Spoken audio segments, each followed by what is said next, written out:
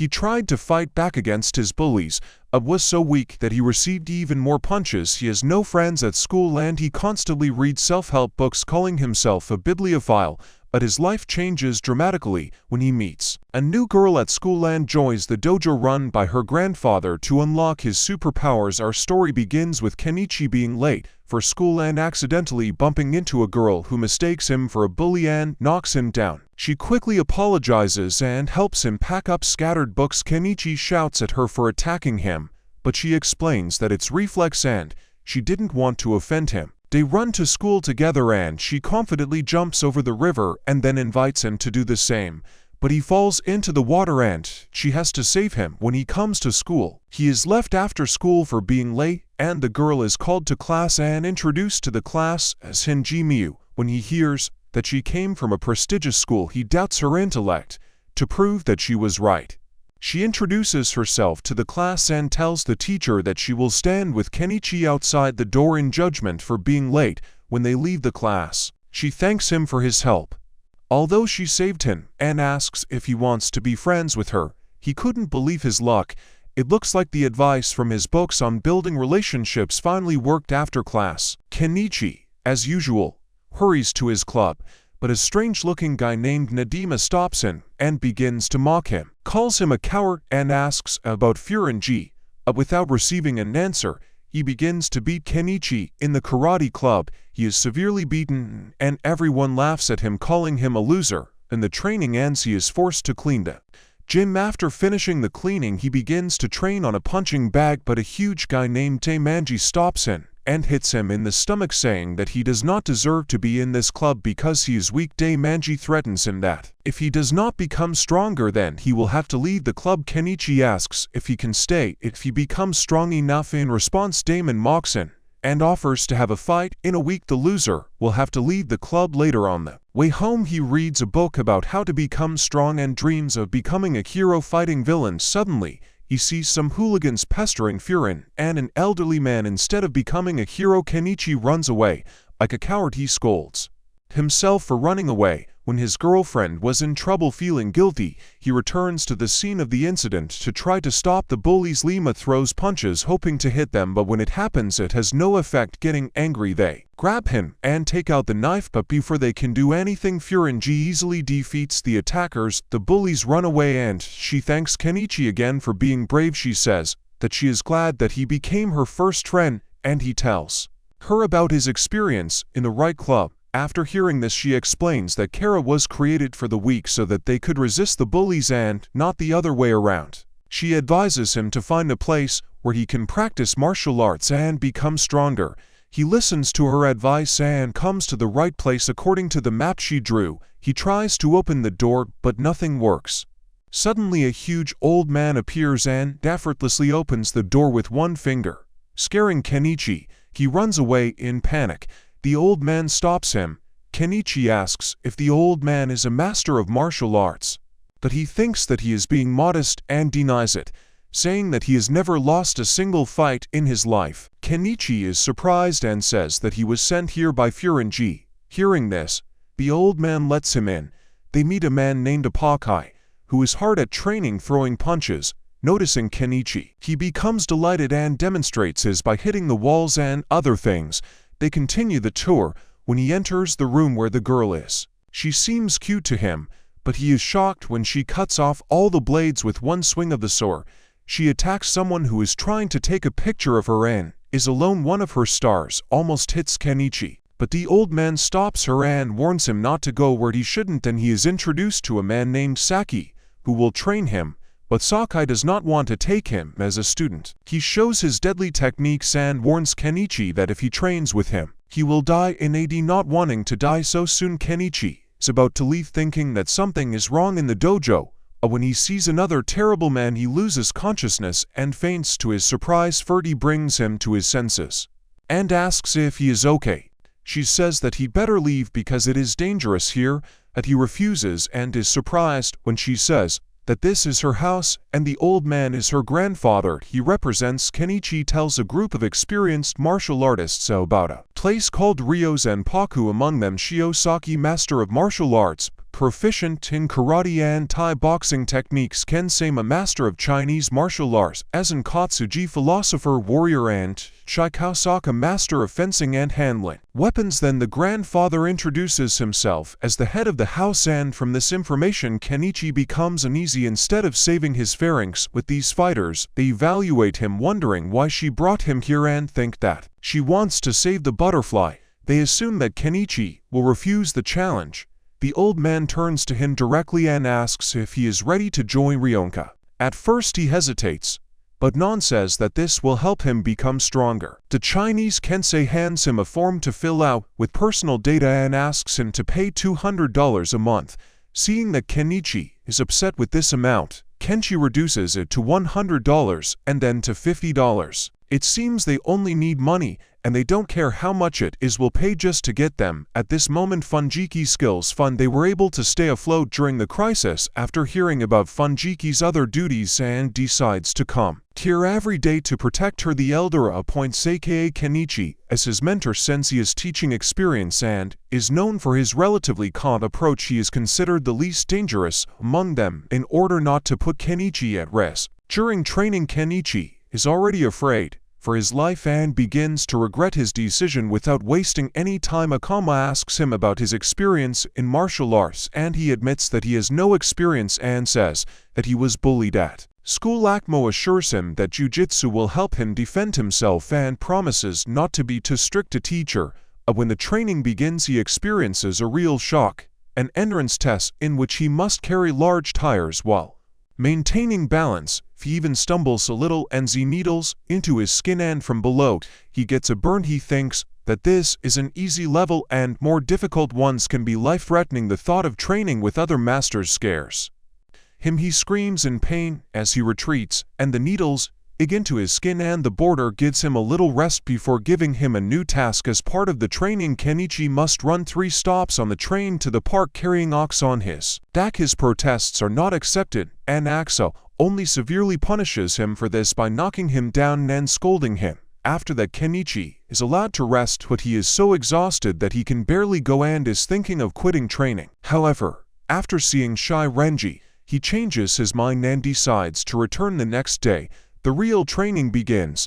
He must walk between the pillars carrying huge jugs of water. He asks Axo when he will start learning jujutsu and not just pumping muscles, but Axo says that first he needs to gain strength. He explains that no matter what the technique, an ant cannot defeat an elephant, but then compares him to an ant and says that ants are stronger than him. This humiliation KenIchi wants to lead, but Axo reminds him of the power of ants, inspiring him to persevere. He says that Axo has a boxer student appetite who also wants to train with him, and KenIchi pushes him to the limit. The elder finds this funny and says that he should be grateful that he is trained by many masters. Meanwhile, Furin learns about Damaji's plans to kill KenIchi if he takes part in the BH test. Wanting to help, she later meets him in the park and teaches him some techniques. She shows how to do Kuvo, a move where you intertwine your toes and then make a turn known as Hi-Ho. KenIchi doesn't understand anything, so she invites him to attack her so that he can master the technique involving footwork and movement. At first he refuses to attack at her because of his masculine pride, but quickly understands that Paul does not matter and follows her instructions. At first he has difficulty with movements, but he tries and improves his skills when she motivates him, emphasizing that progress requires determination and effort. The next day, Furin is waiting for him at the school and wonders why he is late. Soon she sees KenIchi walking towards her, practicing the technique that she taught him yesterday. He tells her that although he came early, it was because he walked the wrong way. She taught late and asks her to go forward without him, but she refuses, claiming that she is his friend and will wait for him the next day. He comes to the club to accept Daisy's challenge to a duel. The fight begins and KenIchi with difficulty attacks Diamond. Remembering Furin's instruction, he dodges the attack of Daimanzi. He continues to dodge blows, and his determination is manifested in the fact that he uses a new technique, because of which Diamond stumbles and falls. KenIchi is declared the winner despite the protests of Daimonji, who claims that KenIchi used the illegal move. Diamond is asked to leave the club, as he promised, but KenIchi intervenes and admits that he used the illegal moves to gain an advantage and instead accepts defeat. He leaves the club. Disappointed but proud of his, Nadima meets him on the street and praises him for his good fight. He is about to leave, but KenIchi stops him and thanks him. Then Nadima tells him important information. The referee of today's match, Tsukuba, really wants to fight and test his skills. KenIchi begins panicking because Tsukuba is the best fighter in the karate club and KenIchi is thinking about his fate. Neither Jin taunts him, saying that he will be dealt with quickly, and leaves. Laughing the next day at school, two guys think Furin is cute and try to talk to her, but they are surprised when she ignores them and approaches KenIchi, who seems upset because of yesterday's events. She tells him without knowing about his feelings that she signed up for the gymnastics club and asks which club she signed up for. Since he doesn't do karate anymore, he very embarrassedly tells her that he signed up for the gardening club and leaves to water the plants. Immersed in self-pity, she stops him, finally understanding how he feels and doesn't know what to do with him. Then Jima appears and introduces himself to her as KenIchi's best friend. Believing him, she introduces himself to the envy of his classmates. He leaves, saying that he will meet her later in gym class. About poor KenIchi seems to be forgotten during the lesson. Tsukuba loudly cracks a nut and the teacher asks him to be quiet, seeing how easily he can break a nut.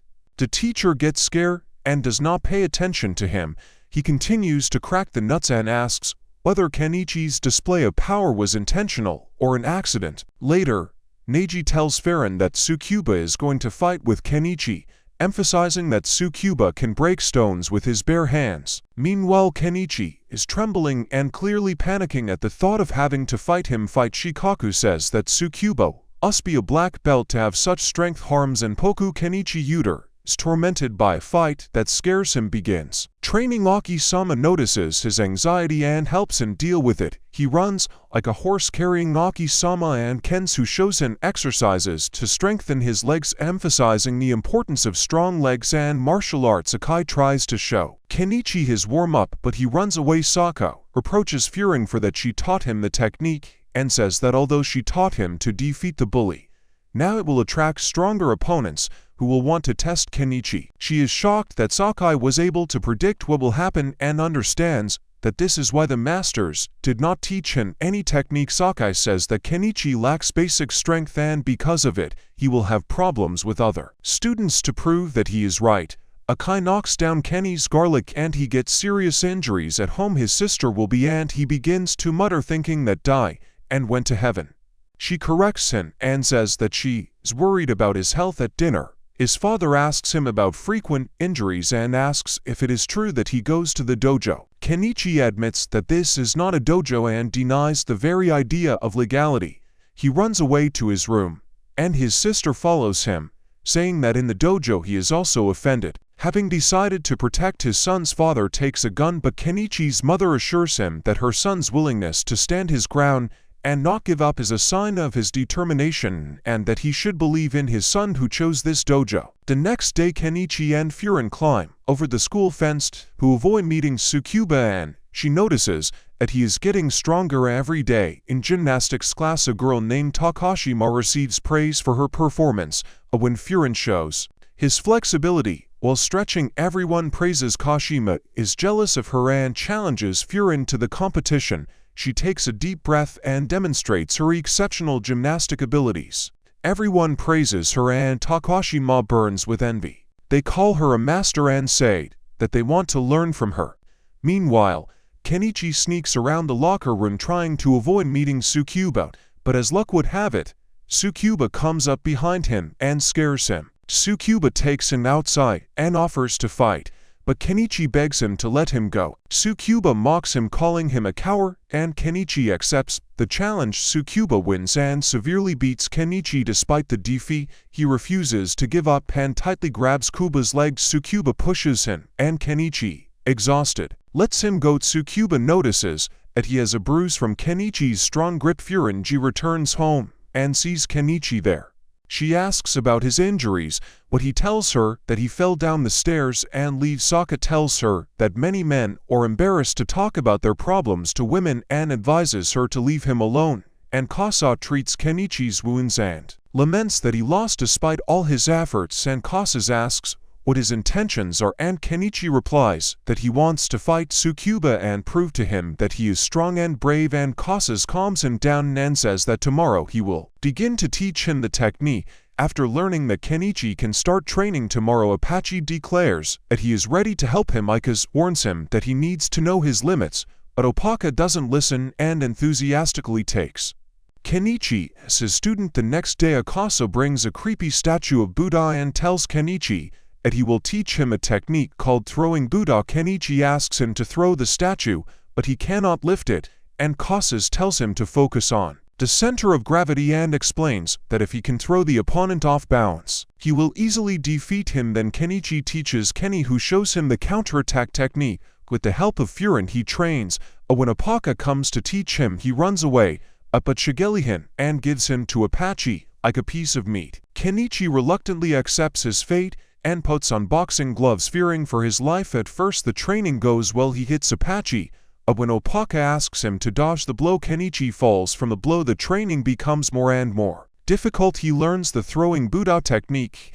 and the counterattack technique. Every time he throws the statue to the ground, it becomes more and more difficult and not easier. All this time Sokka watched his training from afar and began to develop sympathy for him. He praised KenIchi for staying there for more than 3 days and told him to watch the statue. KenIchi suddenly realized that this statue was a little larger than the previous one, and soon he found a room full of Buddha statues of different sizes, which Ekan changed to confuse him. Feeling sorry for him, Sokka offered to make an exception and teach him the technique. He asked KenIchi about the correct style of his opponent, but he replied that he doesn't know.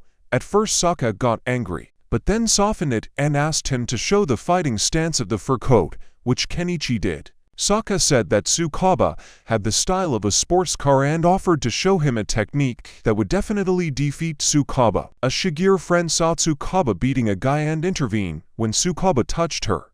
She hit him when he saw her skills. He invited her to fight him, but suddenly KenIchi appeared with his masculine pride and stopped her by offering to fight Shukai instead. She warned Connie that he was not strong enough to fight Tsuka, but he refused to back down because of his pride. The fight began, and KenIchi remembered the technique that Sokka taught him. He tried to hit Tsukabu in the face, but instead hit him in the stomach with the other hand. This technique is called Yamogli, or usually afraid of being hit in the face, and advises him to use it to his advantage, attacking other parts of the body. When the opponent closes, Asukawa gets angry and rushes forward, but KenIchi uses a special counterattack technique that Kenshi taught him, and eventually uses the Buddha throw technique to knock to the ground. Compared to the statue's Uchizura, and KenIchi easily defeats him. He runs up to him and checks if he is alive and sighs in relief when he sees that he is breathing. Furinji finds it cute and playful, giggles at the fact that KenIchi is more worried about his opponent than about himself. Returning to the dojo, he proudly announces that he is one but Sokka tells him that the hardest is yet to come, and he will soon find out about it. The next day,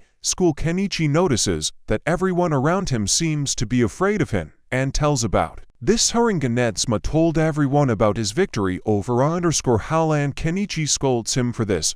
But she does not support Dima and admits that it was she who told him about KenIchi in exchange for 2 servings of noodles. At that moment they see that some bandits are looking for him, and he is hiding behind Dima like a chicken. It turns out that these bandits from the Ragnarok gang are looking for KenIchi to challenge him. After hearing about his victory over Hal, after the bandits leave, Netsma scares him, saying that they probably know where he lives and will not stop until they find him. His KenIchi begins to panic and again fears for his life. In the dojo, KenIchi is overcome with fear of the upcoming fight and shares his experiences with the masters, but they remain unperturbed and say that he should have foreseen what could happen. Then he pony that they already knew that his fight with Shukai would attract the attention of Sokka, tells him not to be a coward and see it through to the end, urging him to become the strongest in the school. In the school, the bullies are actively looking for him, but he manages to escape and hides in the gardening club. There he meets a girl named Izumi who asks why he came to the gardening club. He explains that he likes flowers and likes to water the plants. She talks about the rumors that are circulating about him, but he refuses, saying that he is not that strong. Suddenly Jim is on stage. Outraged by the rumors that he spreads, he scolds KenIchi and kicks him out of the club. Mizuki complains that he does not appreciate him and leaves, saying that came to inform KenIchi about the hooligans who are looking for him in Daru. Apache trains KenIchi and he's exhausted. Other masters ask Apache to finish the training quickly so that they can train with him. Seeing that the masters are fighting for him, he asks if he has a hidden talent in martial arts, but they are disappointed by him, saying that he has no talent. Unable to bear the shame, KenIchi thinks about committing suicide, but Furinji intervenes and tries to stop his. Sokka assures him that practice will never let him down and breaks a bottle to show how he can hit an opponent on the chin or jaws. Words as Kaki motivates KenIchi and he trains by hitting a wooden post. The masters develop a plan how to bring KenIchi and Furin together and ask him to go on a date with her on Sunday. They buy movie tickets and ask him to finish the training in advance. He happily agrees and continues to train hard. Several days pass and the plan seems to work. KenIchi trains hard to go to the date with Furin. On the day of the date, they take the subway to the cinema and Furin admits that he is going to the cinema for the first time. Suddenly they notice Jima who greets them, but KenIchi takes her away and gets off the train to go to the cinema together. He assumes that Jima might be waiting for them at the next station and offers to go to a restaurant. Finally, they arrive at the cinema and to his horror, neither Jima is already there waiting for them. He suggests going to the restaurant. She doubts, does not want to spend tickets, and he begins to act as if he is hungry and eats a ticket to prove she's right. They go to a restaurant and she admits that it's also her first time eating fast food. He remembers how much work and responsibilities she has at home and decides to make this day special for her. After eating, they walk the streets, play fun games and talk to the cat. Later, they go to an amusement park and she admits that it's her first time there because she's always training and doesn't have time to do normal teenage things. She wants to ride the carousel and they sit on it. She sees a little girl and waves to her and sees that the girl is happy. He is also happy. Finally, they go to the theater as she asked, although KenIchi doesn't really want to because he thinks that Nedzma is still there. But when they come to the theater, they hear alarming sounds and go to see what is happening. They see that Nedzma was attacked by a group of hooligans. KenIchi offers to leave and go to the theater, but Furinji insists that they must help Nedzma. He remembers how he promised to help the weak and goes to save Dima. He remembers Sokka's words about training and fights, with the hooligans kicking one of them, and he falls to the ground. Nadima takes the opportunity and boasts of his fighting skills to scare the hooligans. He asks how they knew that they were here and Nedzma says that the Chinese man with the hat who turned out to be Kens gave KenIchi's schedule to the hooligans. Later KenIchi asks about this Kens and he says that it was Kasim's idea. He complains that because of them now he is in trouble. Kasim calls it a carrot and stick strategy and says that they want to use Furin as motivation. KenIchi is worried that they will drag her in, but the masters explain that this is called tough love. Sokka says that KenIchi will still have to face again, so he should be prepared for this. Furinji suggests asking advice from her grandfather. The elder talks about his experience of bullying and how it ultimately affected his abuser, urging him to be prepared for future difficulties because there will be many more enemies on his way. The next day, KenIchi secretly admires the impressive gymnastics Furin's skills during her training. When the training comes to an end, Takashima throws a stick at her trying to make her stumble,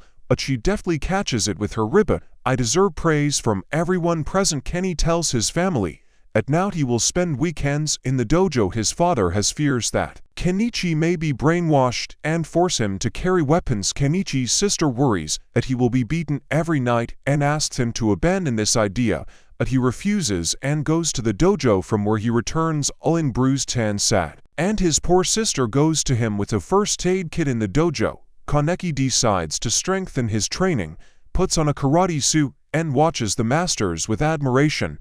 But when he goes to Shigeruski for 2 days, he has to train hard and shows the device that he developed. A great long-distance runner, this device is designed to increase flexibility, which is very important in martial arts, and the kitty asks Furin to help him. She presses the button and KenIchi's legs move apart, causing him to scream in pain, showing that he can no longer endure. Explains that the device is designed so that after 16 hours, KenIchi's legs can be spread 180 yen. If he wants to stop, he must say the code word. Furin continues to put pressure on KenIchi and he continues to scream, but gradually relaxes when she helps him do the splits. Suddenly, KenIchi's sister, who was watching his training because of her appearance, bursts into the hall. Furin falls on KenIchi and he accidentally does a 180 split before he can say stop word. His sister tries to hug him, but he pushes her away, unable to bear the pain, and Kasag goes up to KenIchi and checks on his condition. He hits KenIchi in the leg and the pain miraculously goes away, and Kasag talks about his past, about how he does acupuncture, and assures KenIchi that he can break as many bones as he wants because he is here to heal them. When KenIchi introduces his sister, Furin, she says that she is very sweetheart, but KenIchi's sister accuses Furin of playing with her brother's feelings. She persuades KenIchi to go home with her and tries to take him by the hand, but he breaks free and remains in the dojo. KenIchi's sister gets upset and gives Furin the gift that Mon gave her before leaving. Furin says that KenIchi is lucky that he has a sister and asks about her family. She sadly replies that her parents die and that her grandfather is all she has left.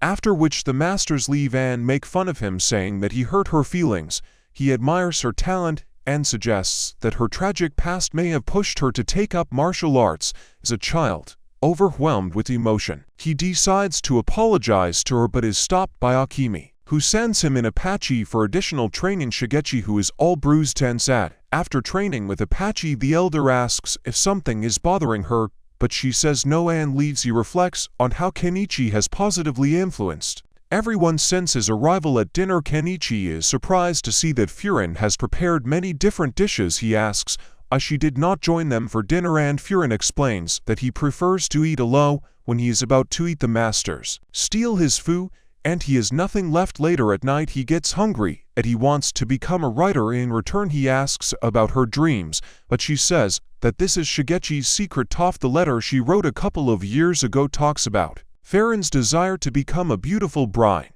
Embarrassed, Farron tries to snatch the letter from she and he leaves. Then she says that she wants him to always be her best friend, although he is upset that he cannot be her boyfriend. He understands that their current friendship is the best that can happen. After a few days at the gardening club, KenIchi enthusiastically waters the plants. Izu notices his animated behavior and comments on this. He explains that the club is his only refuge from bullies and martial artists. He remembers how hard he trained in the dojo, but is not going to leave the club because of Furin. She playfully remarks that despite the rumors that he is the strongest and cruel guy in school, he is quite good-natured. He refutes these rumors, attributing their interest to Jin. She asks what is his favorite plant, and he affectionately calls his king of snowmen. He is worried that it is growing too slowly. Meanwhile, Jin's nanny spies on them from outside and thinks that KenIchi will not cope with the bullies whom he saw before in dojo. KenIchi practices punches, but Sokka corrects him. Stop and demonstrate how to hit correctly by breaking a wall with his bare hands. KenIchi says that he cannot be the same because he does not have huge muscles. Sokka tells him not to make excuses and calls Furin. He explains that by the strength of her muscles weaker in him, and asks to show her strikes. She demonstrates her skill by delivering 6 strong and accurate strikes into seconds, and KenIchi is shocked. Sokka explains the nuances of the basic styles of Hado, which emphasizes muscle strength and Schreier strikes. He tells KenIchi that eventually he should master both styles, but for now he should start with shred at speed. KenIchi interrupts them and states that now it is his turn to teach KenIchi. He demonstrates the hand movement and invites KenIchi to practice outside while he reads quite an indecent book. While KenIchi is practicing an unusual hand movement on the street, passers-by laugh at him, and he becomes embarrassed. But despite this, he takes the training seriously and does not give up when he sees it. Fiori's determination also joins him. She tells him that this is an exercise to warm up his muscles and explains that when he waves his hand forcefully in one direction, he uses force and in the other. They continue the conversation while doing the exercise and suddenly unexpectedly encounter Bandit from the Ragnarok bandit group, introduces himself as KenIchi and declares that he wants to make Furin his girlfriend. After defeating KenIchi, she is outraged by his impudence and reacts sharply, but he responds to her with maniacal laughter. KenIchi's friends surround KenIchi and Furin, practically trapping them, and it seems that it is impossible to escape, but fortunately Sakai appears and intervenes. He believes that this is an excellent moment for training KenIchi and explains to him how important it is to stand correctly before attacking. Sakai leaves and KenIchi attacks KenIchi and he falls furious. Furin escapes from the bandits, hands and fights back. KenIchi realizes that he moved too slowly and tries to repel KenIchi's attack, but he fails. Then he uses his technique and defeats him, leaving him confused and unable to accept defeat. KenIchi asks the others to attack KenIchi, but Furin defeats them all and apologizes to him for not saving him from several bandits. Frightened, KenIchi runs away calling her a monster and KenIchi tries to calm her down in the dojo. Kaki praises him for his victory and asks if training against bandits helped him. KenIchi replies that it really did help, but secretly admits that it was actually the Kensho technique that allowed him to successfully hit KenIchi in the shin. Saka tells him that Apache is going to Apache that day, apologizes and explains the situation. The next day Saki instructs KenIchi to train with Hirive with her. She tells him to use simultaneous attacking and defensive techniques and adds new elements to his training. During training with the Apache's, KenIchi tries to dodge him by throwing the statued Buddha. Seeing this, Akaso complains Kenshiu about the damaged figurines and they discuss unconventional methods of training Apaches at school. KenIchi is worried about his success in training and seeks solace in the gardening club, but when he comes to the club he sees that Daimonji is holding Izumi captive and witnesses how Daimonji's friends are breaking plants, including his favorite plant called the King of Snowballs. Daimonji challenges him to a fight, threatening otherwise to harm Izumi. Outraged by Daimonji's actions, KenIchi quickly dodges the blow of Daimonji and stabs him in the stomach, from which he falls. When he sees that Daimonji's friends run away, KenIchi is upset that he could not save his plants and apologizes to them. However, Izumi calms him down and offers to replant the damaged plant. A few days later, to KenIchi's surprise, Izumi shows him the snow reed plant and says that it survived. He is very happy and thinks about the deep roots and slow growth of the plant. Realizing that this is similar to his own path in martial arts, he remembers his recent success in fighting the blows of Daimonji and is pleased with his achievements. He vows to work hard to become as resilient as his Snowball King plant. The next day, school thugs are actively looking for him to avoid being chased. KenIchi hides in the closet and calmly eats the food he brought. Later, he runs into a man named Takashi. KenIchi is angry that this man interrupted him from going shopping with Furin and prepares to fight him off while she is looking after the others. KenIchi admires her abilities and punches Takashi. When Takashi is about to attack KenIchi with a knife, she advises him to be careful and intervenes by grabbing him by the belt to neutralize Takashi and his friends. The dojo instructors notice that KenIchi looks depressed after returning from a shopping trip, and Bakai is worried and asks Sakai if he can go calm down KenIchi. Sakai talks about Okaya leaving KenIchi alone. When he goes outside, KenIchi reflects on the confrontation with Takashi, especially about how scared he was when he saw knife Shigechi attention. She shows him what she can do, but he doesn't answer, and Kasa says that he knows how to handle different types of weapons and wants to teach him how to use them, but it seems he is not interested in weapons. So Ayaka-sama emphasizes how important it is to understand weapons in order to effectively counter them. The masters along with Furin carefully watch the training KenIchi with Shigeruski. Having heard the noise, the elder approaches them and shares his opinion, saying that a knife or a spoon are just harmless metal objects unless they get into. He explains to you that it doesn't matter what object Shigeru uses because she always hits the target. The elder teaches KenIchi to calmly observe her movements and look for an opportunity to attack. This time they are training with paper tubes. She shows him the correct stance when striking with a paper roll and points out his weak points. She corrects his stance and asks him to start attacking, but when he does this, she easily repels his blows despite all his attempts. KenIchi continues to fail and eventually falls from fatigue. The elder tells him that courage and fighting spirit help to remain calm and find the weaknesses of the enemy, but KenIchi doubts himself because he lacks courage. Shopping.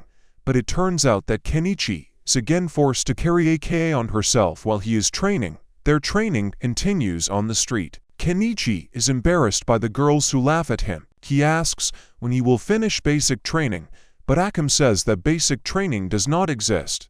He explains that before Tira was fighting, arts paid more attention to sparring and to building muscles, and Kasem talks about the risks and benefits of building muscles only through sparring. It strengthens certain muscles necessary for fighting but increases the risk of injury. When asked if he is ready to try, KenIchi hesitates and answers that no. They finish shopping and return to the dojo. On the way, they meet a gang who pesters two girls, one of whom turns out to be Izumi. KenIchi realizes that these are the same people who bullied Herring with him. The leader of the gang recognizes KenIchi and they surround him, and Kasai asks the girls to run away and intervenes, demonstrating his incredible strength by breaking the leader's hand. Then he sets it, explaining that he accidentally dislocated a bone. The leader of the gang orders his people to bring their boss and bring more weapons. The boss soon appears, a huge man in a funny mask. A fight breaks out between Aki and the boss, in which Aki demonstrates his incredible fighting skills and teaches KenIchi valuable techniques. The situation is heating up. The gang leader takes out a gun and points it at Aki-sama. He confidently approaches the gang leader and grabs him by the head. Interrupting the fight to protect passers-by, KenIchi is amazed by the skills of his sensei and quietly watches their fight. What he sees at the same time frightens and impresses him, and he decides to keep this incident a secret and not tell anyone about it. After that, KenIchi tells Saka about Aki's strength and learns about the three types. Muscles in the human body: a pink mass that combines endurance and speed, red muscle for speed, and white muscle for speed. He learns from S.A. Kaki that Aki broke the training rules by doing strange training for 20 years, because of which all his muscles turned pink. After that, Furin is worried about KenIchi, who is about to leave home. He assures her that her fears are in vain, but on the way home he meets Takashi, who is ready to fight with him, and even took out a knife. He remembers the words of the elder that while he is not being hit by knives and spoons, they are just metal objects. Taking advantage of this new knowledge, he disarms and knocks out the knife when he sees an opportunity. He then remembers Ake-sama's advice about aiming at the enemy's weak spots to throw him off balance and stabs Takashi in the face. While Takashi is disoriented, KenIchi talks about his miserable life and harsh training in the dojo. Meanwhile, Hinenji secretly watches him, feeling relief and happiness from that. KenIchi finally made a decision the next day to teach Apache to restrain himself during a fight, but he fails. Although he manages to save one of the gods, seeing this improvement, he becomes delighted that he has finally learned to control himself and can teach KenIchi the Muay Thai technique. Bullies from the Ragnarok group appear at school and ask about KenIchi, but his classmates say that he always disappears. During lunch, the leader of the gang thinks that they are covering for him, so he grabs one of the guys and threatens him, but he says that KenIchi usually hangs out with a bull, that KenIchi may be there but finds only a creepy doll with the inscription that KenIchi will defeat their gang. One of the Tata gang members was laughing hysterically because their leader Yukito was sure that he would find KenIchi in the locker room, but found only a stupid doll there that mocked them at their game. While all this was happening, KenIchi was on roof with Furin and was looking for a creepy voodoo doll that Path gave him to protect him from the bandits when they already thought that they had found the perfect hiding place. Furin saw someone trying to climb onto the roof and immediately kicked him, but it turned out that it was not Sma, and she quickly apologized, and KenIchi was upset that it was not Dima who was interfering in his personal time with Fuji, but not Dima told KenIchi that the Ragnarok bandits would soon find him secret shelter and KenIchi will have to find another place. Zame also said that he planned to make quick money by deceiving the guys about KenIchi's whereabouts. KenIchi got tired of his friend being such a crook and he decided to leave with Furin, but Zame offered him useful information about Yukito's fights, and yet but only if KenIchi asks him about it and kisses his disgusting boots. When they Calm down. Nadima told KenIchi that Kino was kicked out of school because he was obsessed with winning battles and what he had a signature move called the shoulder throw, which he used due to his large height. Midima also said that Kita had a higher fighting index than KenIchi, who would have been better off giving up because he had no chance against Kita. The situation worsened when KenIchi found out that Tokido was once new to the world of boxing, and upon hearing this he immediately ran away for his life. When he comes to the dojo, he sees that the masters are playing some kind of game and are having a lot of fun, but Sasaki explains that they were just playing to decide who will teach KenIchi new techniques. The winner turns out to be Akai. KenIchi is in shock because he has to fight a boxer,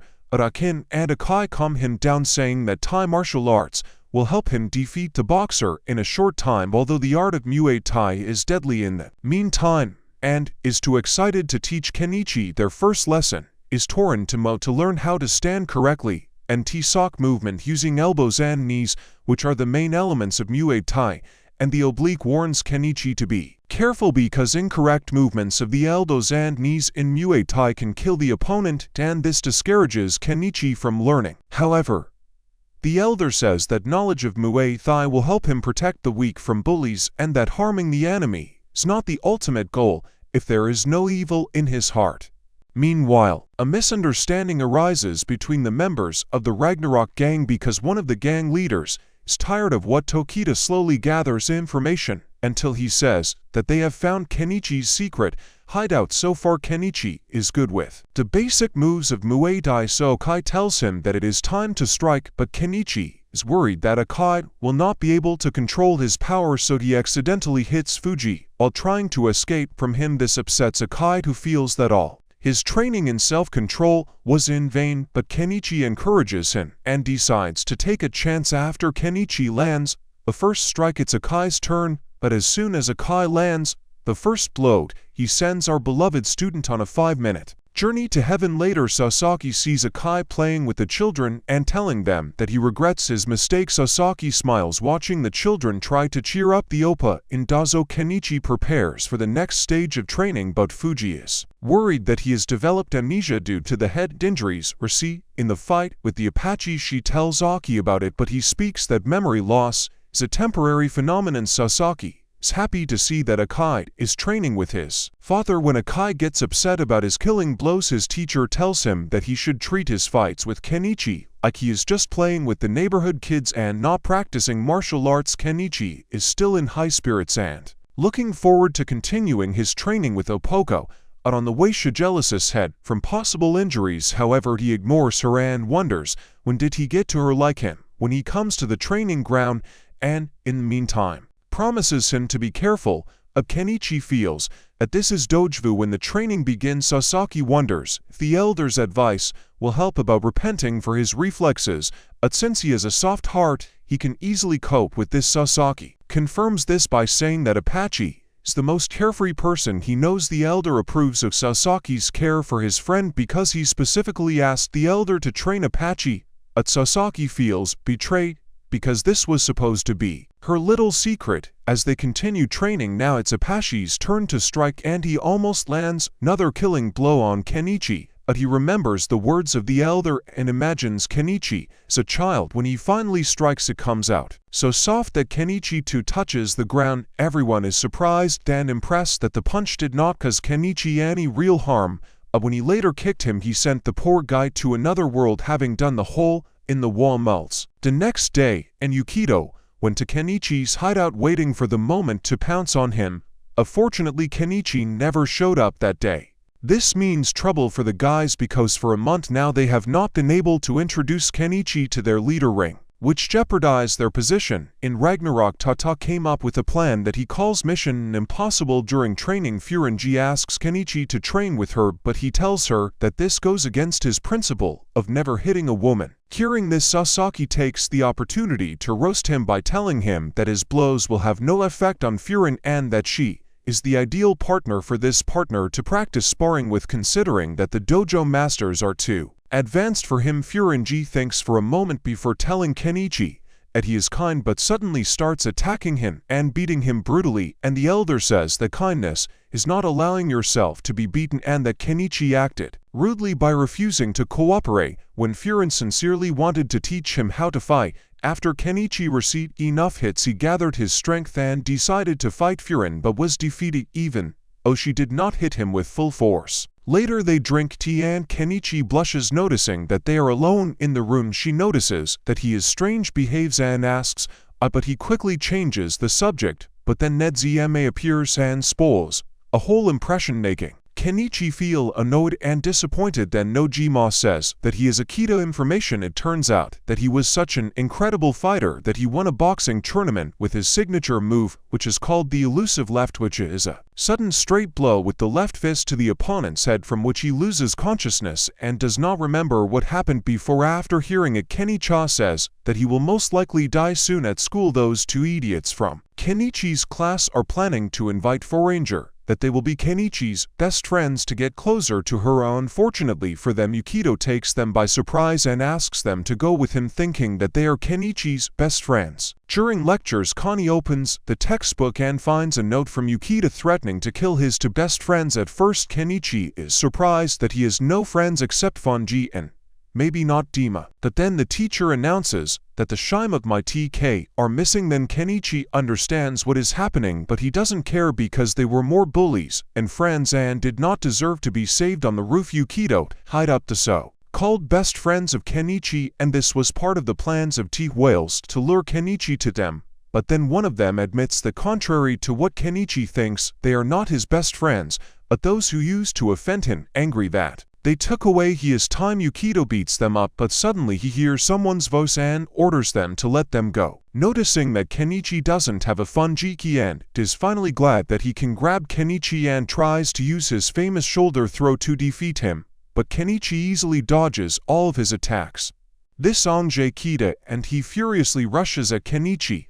When he runs up, KenIchi uses the Kalai technique and hits him with his knee in the face, which makes him fall to the ground. Unfortunately for KenIchi, this blow had a strong effect on Yukito and he immediately lost consciousness. After seeing this, he got furious and takes out a white chalk and a stopwatch. He draws a square with chalk and, having finished, breaks it with his bare hands in the air. Takeda tells KenIchi that he used to be a professional boxer, so he will fight with only one hand.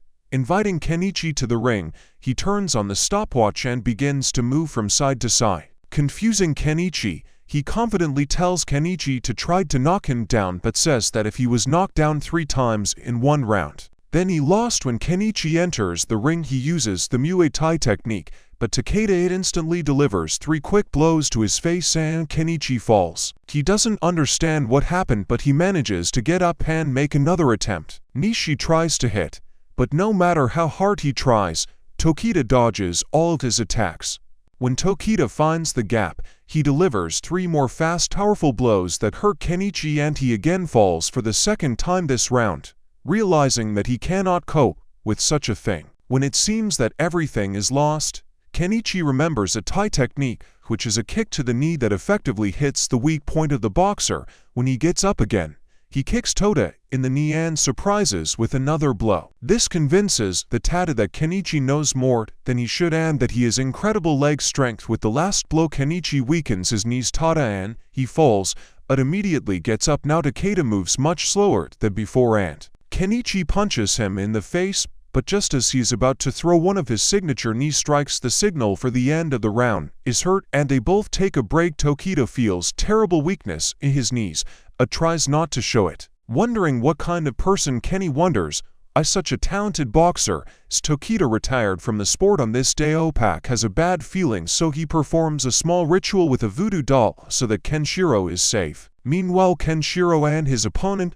are resting, and out of curiosity, Kenshiro asks Takeda why he quit boxing. Takeda is surprised by the question and warns Kenshiro that you should not ask people about personal things, otherwise you may lose friends. Takeda begins his story. It happened when he was new to boxing. He had a best friend named Akshi that was his comrade in battle and always supported him, but one day something happened to Akshi that misfortune, and Takeda decided to intervene despite the fact that the next day he had a fight. Just at the moment when Tada's story becomes interesting, a signal sounds, meaning that it was time to return to the ring. Kenshiro was not ready for the fight, so he asked for a Todok story, Takeda was already ready for another round of beating. They resume the fight, and Kenshiro very persistently tries to use his low kick, but Keita continues to evade his attacks, eventually using his incredible speed to deliver several blows to Kenshiro's face and body. At this moment, Kenshiro remembers that about Pakainen's forearm. The next day,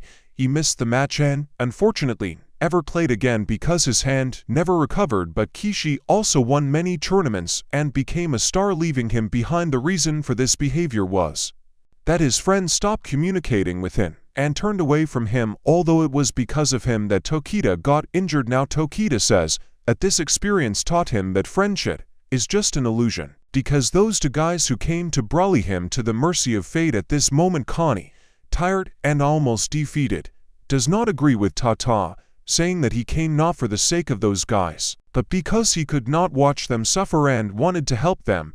Taking advantage of the moment, KenIchi delivers his signature blow with his knee and Tata's body flies through the net. By some miracle, KenIchi manages to save him from falling, although he himself was surprised at how quickly everything got out of control. Meanwhile, a friend in the class wonders why KenIchi doesn't come back for so long, but then her attention is attracted by Tata's body hanging on a rope, which is holding KenIchi. She quickly takes a note from the teacher and runs to help KenIchi, trying to lift him up. KenIchi says to stretch out his left arm, but unfortunately Tata cannot move his arm. After the accident, Takeda tells KenIchi not to try to save him because he will not survive, and besides, KenIchi puts himself at risk of falling along with Tokido. Having gathered his last strength, KenIchi drags Tokido to the edge of the roof, and he almost falls, but thanks to the miraculous intervention of Yukido, who has finally come to his senses, KenIchi manages to hold on. Yukido immediately picks him up and counts him out for almost dying. KenIchi falls to the ground, unconscious,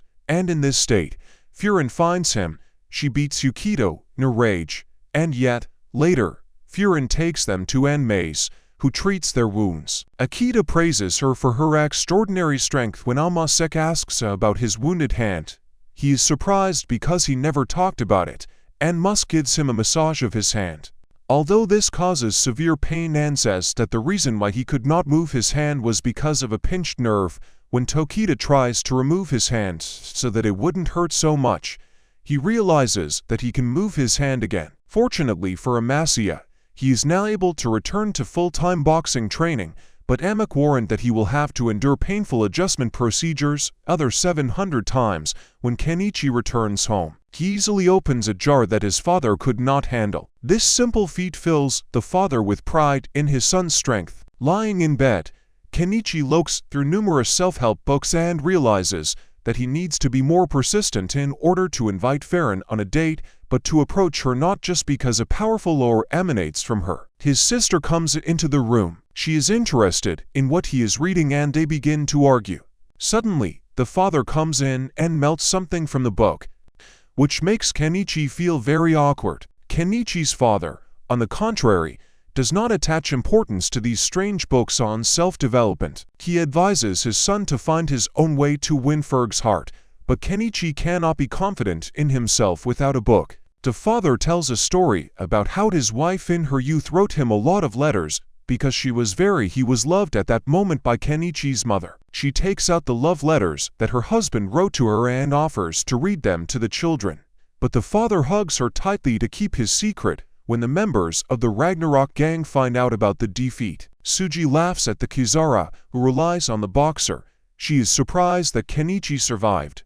One of the gang members advises her not to allow KenIchi to join another gang, fearing that this could harm. She decides that the only way out is to kill the boy. Having heard this, Suji offers to look into it with KenIchi in person. Later, KenIchi goes to apologize to the bullies for dragging them into his problems, but the gang members, in turn, are surprised and scared, thinking that he is luring them into a trap. They are afraid that they have to apologize to him for running away. When he saved them, in the end they realize that he is just a lonely man. During training, Konki says that he needs to tell her something, but she tells him to concentrate, and during sparring she throws him to the ground. But after the fight, KenIchi cannot pluck up the courage to ask her out. When she leaves, he decides to ask advice from the dojo masters, but it doesn't help because Sasaki can only give advice.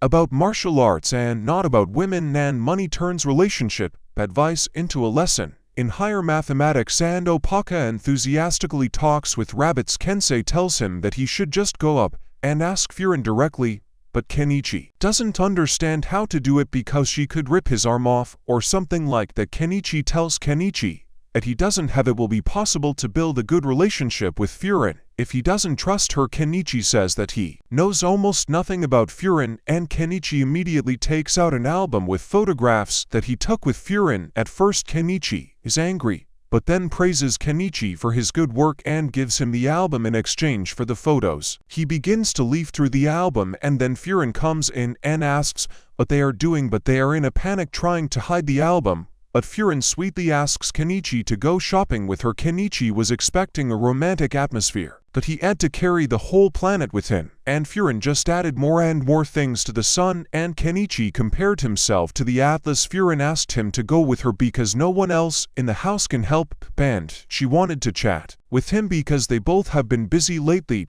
But just as friends, suddenly they meet Suji and a few more members of the Ragnarok gang. Suji says that he wants to talk to KenIchi alone, and Furin can go his own way, but one of the small gang members is dissatisfied because initially they agreed that they would kill KenIchi so that Funjiki throws it in the trash. In the end, the gang members leave with KenIchi, and Funjiki catches up with Funjiki and asks if she will continue to fight for him. Then he says that support can become unnecessary and even harmful for a guy like KenIchi. Realizing that Funji is worried about KenIchi, Kenzie says that they can quietly follow him and, if necessary, quietly fight. While they are talking, Suji asks KenIchi to become one of his subordinates because he wants strong guys under his command, and in the end he can become the head of Ragnarok. For him, this is a sign of a strong man, but KenIchi asks Suji if he plans to remain a criminal all his life without any serious plans for the future. This upsets Suji because honestly KenIchi's words make sense. Then Suji says that freedom is important for a man, but KenIchi says that freedom does not justify harming others, and that means it is tyranny. Having said this, KenIchi turns to leave, but Suji challenges him to a fight because KenIchi just insulted their freedom. KenIchi does not want to resort to violence until Suji calls him a coward to start the fight. Suji takes off his shirt and tells KenIchi that real men resolve disputes with their fists and not with words. When Suji calls him a softie, they begin to exchange insults. But at the moment when KenIchi calls Suji an idiot, the dark side of Suji rushes at KenIchi with great speed and swings his fist, but KenIchi quickly blocks the blow and delivers a powerful counter blow. Suji attacks KenIchi again, and this time KenIchi hits him in the chest. Hirot watches in surprise what is happening despite the fact that Suji is stronger. Kenki tells her that the outcome of the fight does not depend on who is stronger. Suji suggests KenIchi hit him again. This scares KenIchi, and to confirm his fear, when he hits Suji in the forehead, his fist heats up and turns ring, and Suji laughs hysterically without showing any signs of pain. Seeing this, Kenki says that KenIchi will almost certainly lose. Suji gains the upper hand, and before delivering a powerful blow to the face, knocks down KenIchi. Kirit is worried about KenIchi, and Suji tells him to continue the fight or admit defeat. As a weakling, KenIchi gets up and tries to act confident, but Suji wastes no time and rushes at him again. He sees the blow coming and tries to dodge, but Suji is faster and he hits KenIchi in the face. About the perk, Kensei is afraid that KenIchi will soon be humiliated and defeated by Suji. Fernji tries to help but tells her not to interfere and continues to film how Suji hits KenIchi in Suji's face, says nasty things about his opponent's strength, causing him to stand up as if nothing happened. KenIchi stands still when Suji rushes at him with a quick punch, but KenIchi loses his guard. When Suji headbutts him, he tries to counter with a kick, but the opponent blocks him and grabs his leg, causing KenIchi to lose his balance and fall. Suji kicks him in the face and calls him the wannabe arts in the dojo by and Shigella mascots to protect KenIchi. Akushi regrets that the elder will not approve of their ritual, and soon the old man drives away. The KenIchi continues to get hit like a weakling. Fernji really wants to help, but Kenshi tells her not to interfere. Suji surprised that KenIchi is still standing and that this little idiot has the courage to snap. He threatens to tear KenIchi to pieces, but KenIchi is not going to give up without a fight, so he tells Suji to continue. Suji's minions are shocked by how confident KenIchi is in himself, but they are also afraid that their boss might kill him in anger. Tired of KenIchi's loud mouth, Suji rushes at him to deliver the final blow. However, KenIchi quickly intercepts him using a special technique that Funjiki taught him. Neshi thinks that now he will finish him off, but for some reason he hesitates and cannot gather his strength. This allowed Suji to quickly grab him by the leg and throw him to the ground. Suji pounces on him and begins to twist his leg, stretching her to the limit. Funjiki Neshi stops her again. He says that Tokita just came and will save the day. Tokita punches Suji in the face before he can break KenIchi's leg like a chicken bone. The thugs say that he broke the rules of their gang by attacking their boss, but Tokita surprises them by saying that he is no longer a member of the Ragnarok gang. The thugs try to beat him up, but he deals with them in a few seconds. Suji tries to take revenge, but Tokita warns him that if he doesn't want the same fate, then don't let him twitch. Tata grabs KenIchi and Suji sends his thugs after them. They continue to run and were about to give up when Kenshi suddenly appears and helps them with one blow. He breaks the bridge, throwing all the thugs into the Funjiki River. Much stronger than it seems, Tokita takes KenIchi to dad so that he can rest and heal. Then he sees so many murderous looks that he regrets not staying on the street. Aki and the rest of the SNS scold him for losing to Suji. Shio tells him to be careful because at school he might get beaten. KenIchi is very scared and hides behind Fuji, which looks like a marshmallow. She tells him not to be afraid, but the thought that he will be beaten again drives him crazy. KenIchi didn't remember almost anything after the fight, so he asked how he ended up in the dojo. Kensei told him that Tokita brought him to Tokita and saved him from being beaten by Tsuji. He said that KenIchi should learn to be more unpredictable and cruel in his attacks in the future. At school, KenIchi hides to avoid meeting the bullies. Neither gym scared him and said that the whole school knew about his defeat. Soon 3 hefty high school students began to chase him until they drove him into a corner for KenIchi. That was the end. But then Tokita appeared again with his guardian angel. He threatened the bullies that they would bleed and they ran away like chickens. KenIchi thanked him for saving him.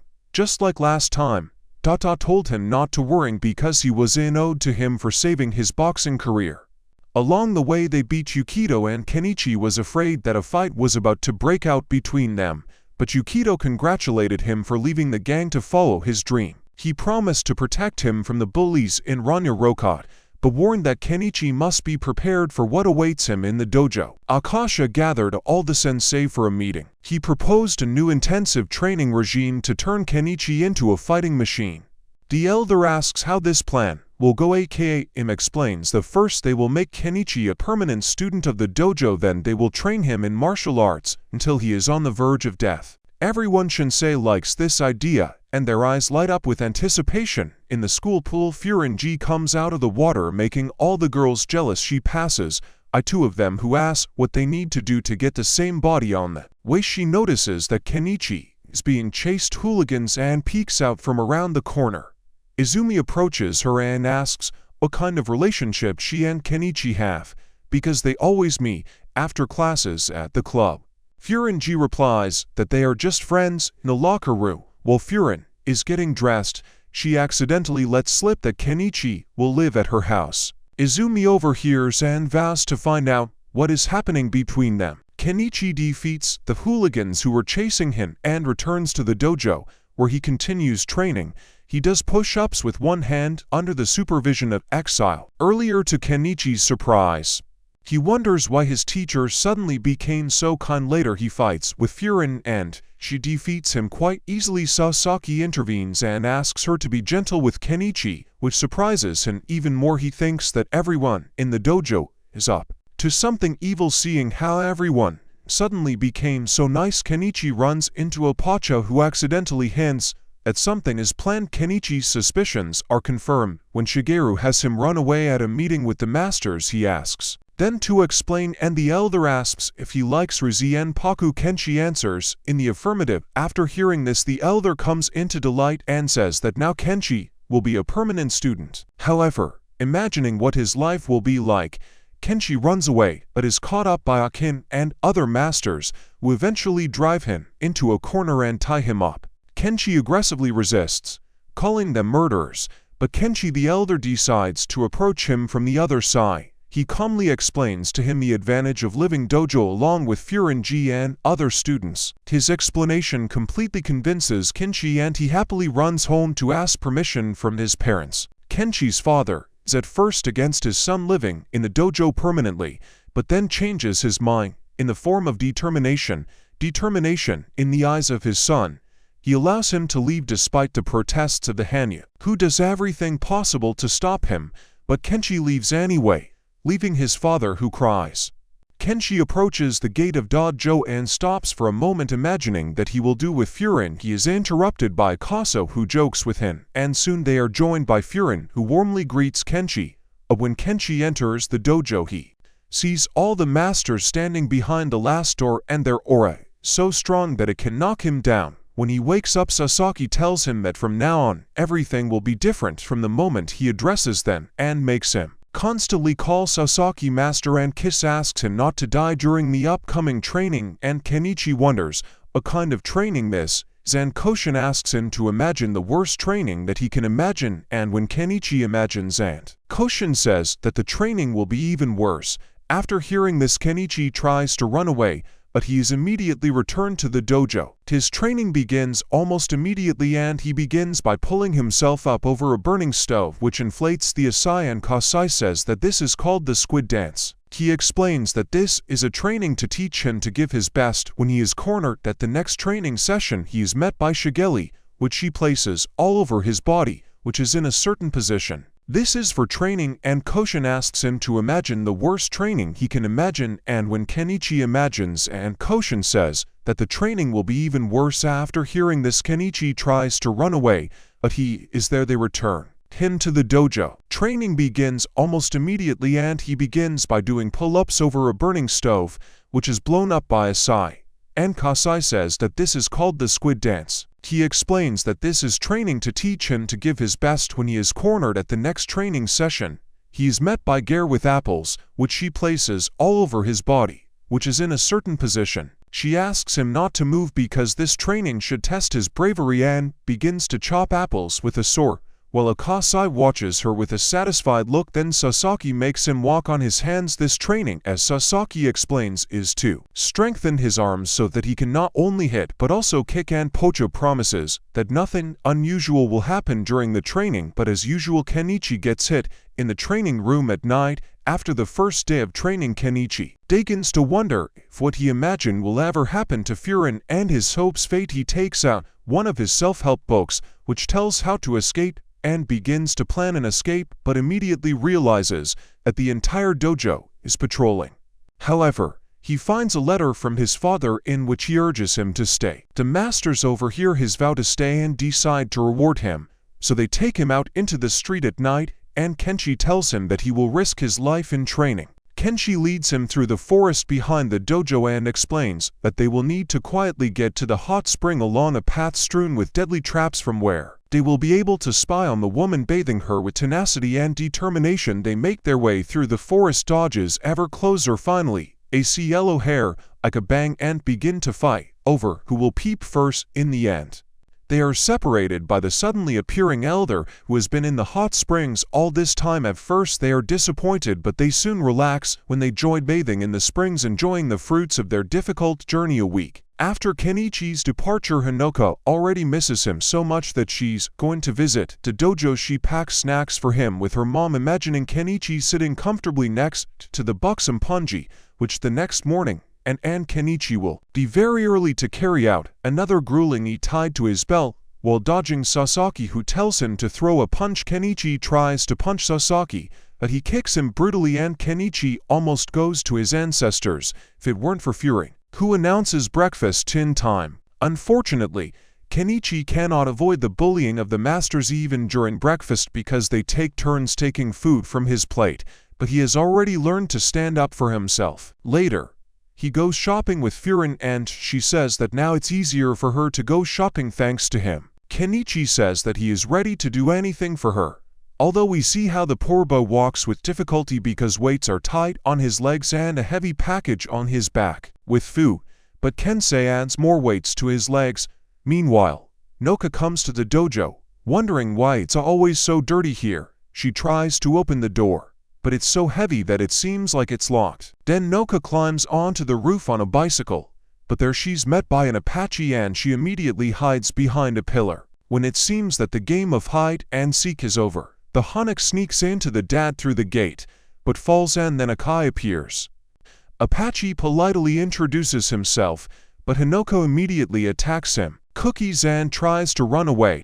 He again blocks her path and she attacks him with another treat. She continues to throw snacks at him that she prepared for KenIchi until she has the last Hanaka left. She decides to run away but accidentally falls from the roof. She was expecting that it will break, but to her surprise she fell SMG until she finally realized that not everyone in this wretched dojo is an enemy and immediately made friends with Opoko. They went to look for KenIchi, but he was nowhere to be found. At that time the mouse shy jumped into Hanaka's bag and stole KenIchi's lunch. When Hanaka met Shego, she saw what Sheguva had for the girl, and the best they could come up with was disgusting tea. Hanako was very dissatisfied with the tea they served her and immediately taught them how to make tea, for which they called her a genius. After a stressful day spent with dumbbells and pretending that everything was fine to impress Furin, KenIchi returned home and saw that his little sister was having fun. Spock and Shigi. Hanaka ran to meet KenIchi, but he rudely told her that she should not come because he was trying to concentrate on training, although Furin said that she could come whenever she wanted. Hanaka looked at her with the look of a jealous younger sister. Later Emma called KenIchi to train, and the first person he had to train with was Furin. After their fight, Hanaka warned her not to harm her brother, but Furin only hugged her tightly. Then Kenki trained with Opaka and ended up underground. When he saw this, Hanaka cried, and Opaka calmed her down by saying that he would not harm her brother the last time they trained with Emma-san. When Hanaka saw how badly her brother was beaten, she begged them to stop, saying that they were just beating him mercilessly and it was all for training. But Misa showed her that they were beating KenIchi for a reason, because he stood up again with a determined and fearless look. Hanako remembered the look KenIchi had seen years ago when he tried to fight back the bullies who were picking on her. She finally realized that they were just training her brother because they saw potential in him. Later that night, when she leaves, KenIchi asks Hanako not to come to him because he doesn't want her to see how the masters beat him. She promises not to come again. The next morning, Hanaka sits and plays games with Opacha and Shigeru, and KenIchi scolds her for this. She reminds him that she promised not to come to him, which means she was only here for tea and Shigeru, and not only that date, but every day. The next morning, Izumi tries to ask KenIchi on a date, but Furin interrupts her, saying that it's time for them to go home. She also tells Izumi that they are now living together, and this worries KenIchi because he doesn't want anyone to think that they live together.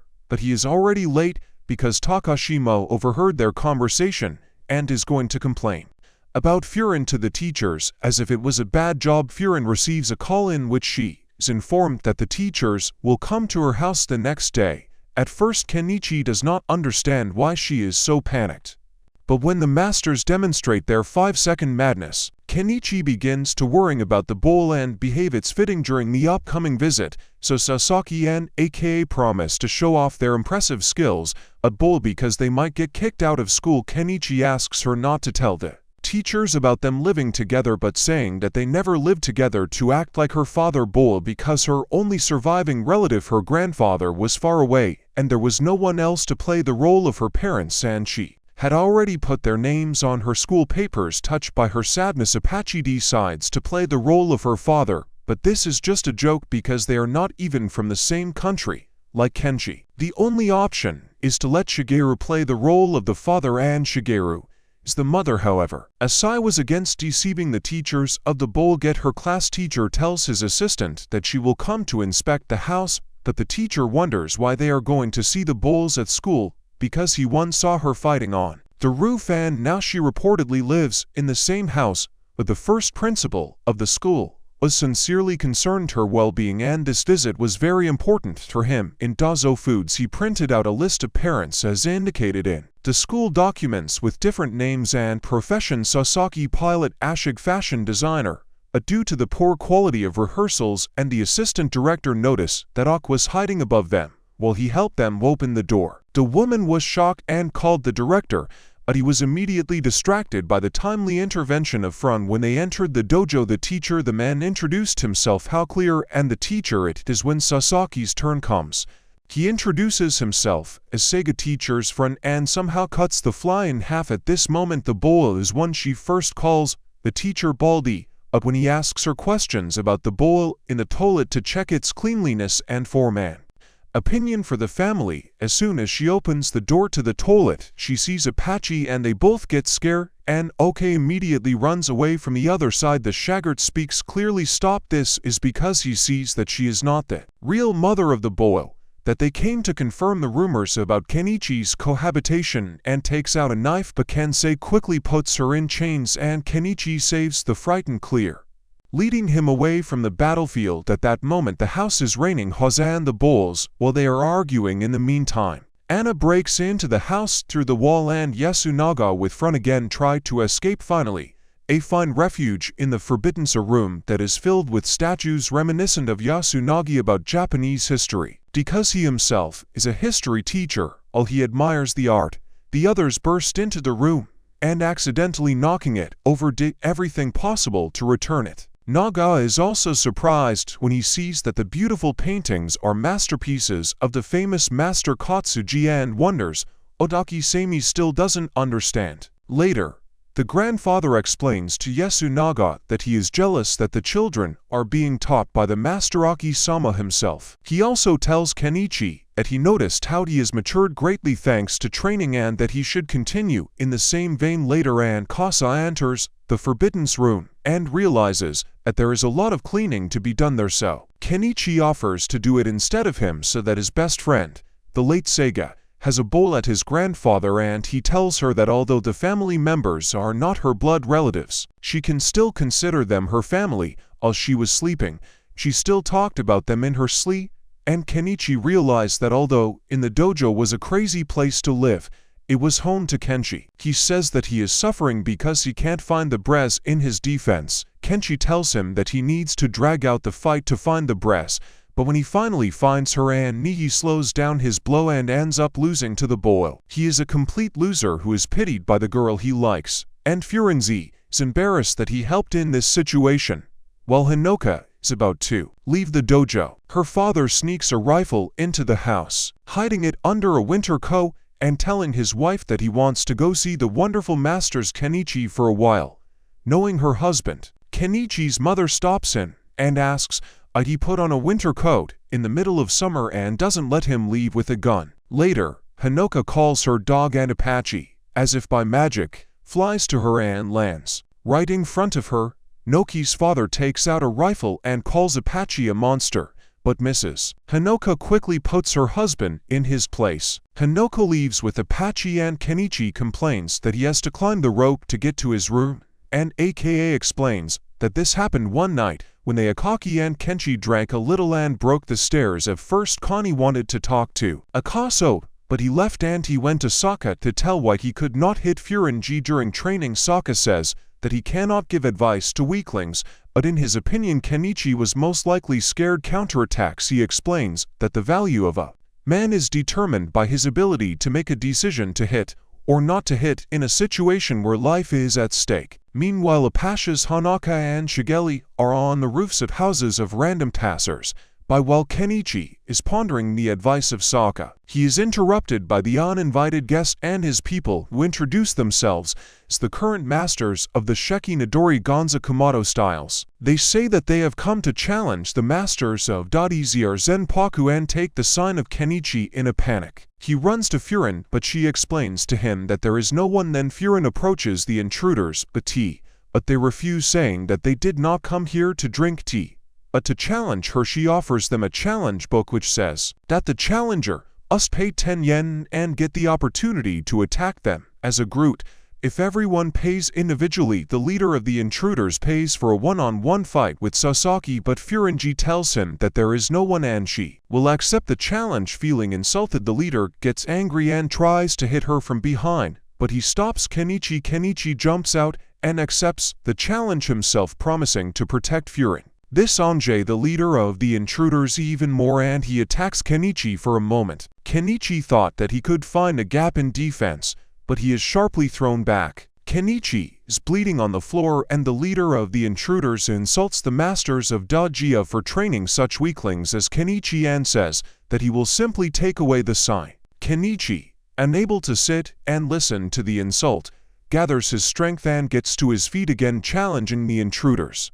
To the guests, the leader of the uninvited guests, seeing this, tells KenIchi that one more blow will kill him and offers to give KenIchi the opportunity to strike the first blow. KenIchi hesitates and trembles, trying to muster up the courage to strike, but at this moment he remembers his training and, taking a smooth step forward, strikes with all his might, catching the leader by surprise when he relaxed, wounded and in pain. The leader rushes at KenIchi with the intention of killing, but he is stopped by Sasaki, who appeared out of nowhere. He explains that all this time observed what was happening while he dealt with the leader of the attackers in one motion. He easily defeats all the attackers, leaving KenIchi and Furin in shock. Sasaki himself expresses disappointment in how weak the attackers were. The rest of the masters remove the bodies of the attackers from the dojo, sending them to the clinic on a wooden cart. The next day, KenIchi asks Emma to give him the day off, and Emma reluctantly agrees, saying that they can go to the beach. KenIchi happily runs to Fern to report. She is happy about this, that he can finally spend time with her outside of Dad. In his room, he takes one of the self-help books, but he realizes that he is being interrogated by Sasaki, Ken's and Ipashi's. He is embarrassed but waves them off. Then they board the ship and Hamuka finds out that they built it themselves. She is worried about the strength of the ship, and her excitement intensifies when she finds out that this is the second ship they have built. Amma asks Fern to drive the ship because he noticed that the ship was not moving as fast as he would like. He checks the engine that KenIchi tried to start alone, but was completely exhausted. After seeing this, Amma and Sasaki decide to take matters into their own hands. They start the engine and increase the speed of the boat. The whole crew holds tightly to the handrails as the ship rushes through the waves. Soon they arrive on the isle, and that was named after the elder. They get to the big beach house. They change into swimsuits and KenIchi takes pictures of the girls. KenIchi begins to understand that this will not be quite an ordinary vacation like he wanted when Sasaki and Namek force him to jump from a cliff into the water. They explain to him that this is a test for courage, while he was arguing with them about the fact that he has courage and he does not need to jump from a cliff. Shigeru calmly walked past, then dressed to their surprise and without hesitation jumped from the cliff. At first, they were worried about her safety, but she surfaced and said that in this place there are no stones on the rock. KenIchi, the one who passed, goes down on his knees and explains to Sasaki and Masek that he can't swim, to which they respond that this turns them on even more while they tried to convince him to jump. The elder quickly picked him up and threw them both into the ocean, knocked them out in KenIchi. KenIchi woke up and saw that everyone was having fun, and heard the masters say that they would strengthen his training, so he decided to escape, which he easily managed to deceive the Kensei. They soon realized that he was missing and began to look for him in another part of the island of Apoka, and Hinoka draws a face in the sand but notices that everyone else has disappeared somewhere, and Apache decides to go and find out what's wrong. KenIchi finds himself on the river bank and thinks about how he can swim away from the island.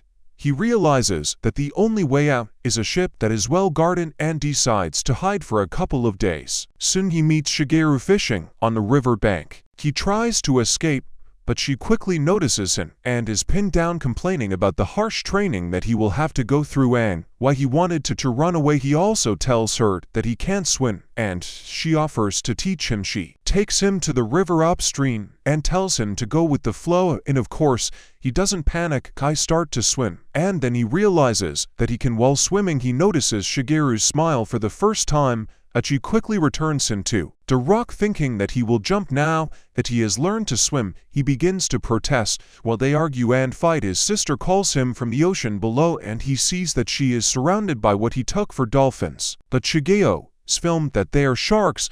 Without hesitation, he dives into the ocean trying to fight off the sharks, and Shigeru support him from the cliff with arrows and Kani's bow. He manages to fight off one of the sharks, but soon he finds himself surrounded by others. He is saved by an old man who runs along the surface of the ocean and brutally kills all the sharks, saving Noku and KenIchi. After that, he tells KenIchi that he is very brave and that he reminds him of himself in his youth in the dojo. The masters are discussing whether KenIchi is ready to learn advanced techniques, and Kens think that it's time for KenIchi to learn advanced techniques.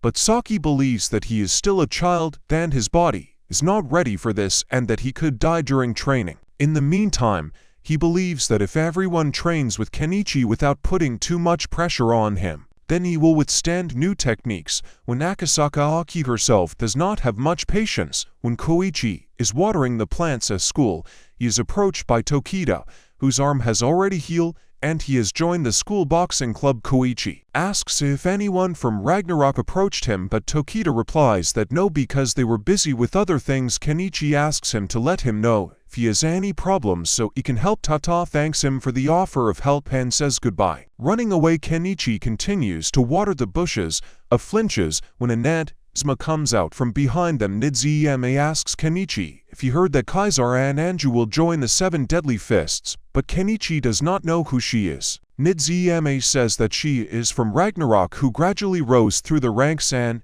is in her second year at school. She is a taekwondo master who sends her thugs after KenIchi and is known by the nickname Valkyrie. KenIchi not only does not know who she is, but also does not know who the Seven Deadly Sins are. Nezma explains that they are the most powerful members of Ragnarok who are feared by all members of the gang. Nezma accuses KenIchi of not trying to defeat Kisser, allowing her to rise through the ranks in Ragnon. Nezma tells KenIchi about another of his many plans in which Kenny must fight Suji, who is enjoying his new position in the gang. When KenIchi sympathizes with Suji, Nojima mercilessly kicks him. He adds that Ragnar appointed Suji to punish him, and if KenIchi doesn't intervene, Tokita may get so injured that he will have to quit boxing. Sma says that he will get Suji on the way to dojo. Furinji praises KenIchi for his recent resilience and proudly says that after his exploits on the beach, he has stopped being afraid and can now handle anything. Then Fuji notices Suji, who is about to fight with a girl. She tells KenIchi that if he is really so confident in himself, then he should help protect the girl from Suji.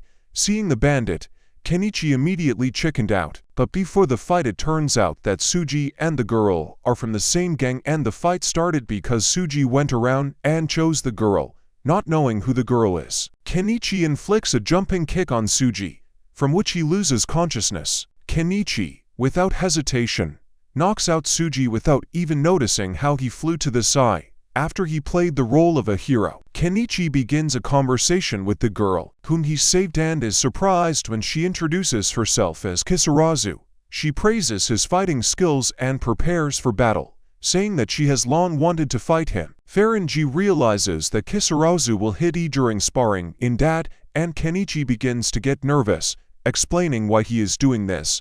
KenIchi's refusal to fight Anjay Kizaru, and she punches him in the face but misses. Expressing her disgust that KenIchi was playing gender games, she tells him not to concede. In front of the unconscious Suji, Kier needs to go somewhere and she decides to postpone hers with KenIchi. She tells him that she also wants to fight with Tadu and will leave him alone if KenIchi defeats her. KenIchi ponders whether he should fight with Caesarian. He should not, because she is much stronger and more experienced than him. She tells him that he should at least try to defeat her during training to have a chance against Kitty. Then he realizes that the best way to become stronger is to train. That night a gang of rivals challenges Ragnar to a fight, but only 8 fighters show up. A gang of rivals feels insulted and attacks them. The leader of the 8 sends only 3: Loki, the 4th Hermit, the 6th, and Kisser the 8th, who in a few minutes beat and suppress all 50 bandits sent by the gang. Nezma hid and watched all this time. The next day Saka asks Koichi if he is ready for training, but he leaves for school Without answering, Sasaki decides to force KenIchi to train, but the elder says that he needs to give him time. Because he will still have to train at school, KenIchi remembers the events of the previous day. On the way to dojo, he confesses to Furin that he is worried about training and is afraid of letting his teachers down if he cannot master the technique. Due to lack of talent, Furin assures him that the teachers will never give up on him. Suddenly Haru appears and tells KenIchi that Tsuji is waiting for him ahead to settle the score despite Nezmini's persistent warnings. Insists on meeting with Tsuji to settle everything, even if it means that he will have to fight with him. Tsuji wants to take revenge on KenIchi because his reputation was damaged after losing in their previous fight, and most of his henchmen left him. KenIchi apologizes and tries to explain, but Tsuji doesn't want to listen to anything except KenIchi's screams of pain. He throws a punch, but KenIchi quickly dodges and responds with a blow from which Tsuji flies to the side. KenIchi himself is surprised at his strength. Tsuji tells KenIchi that he has grown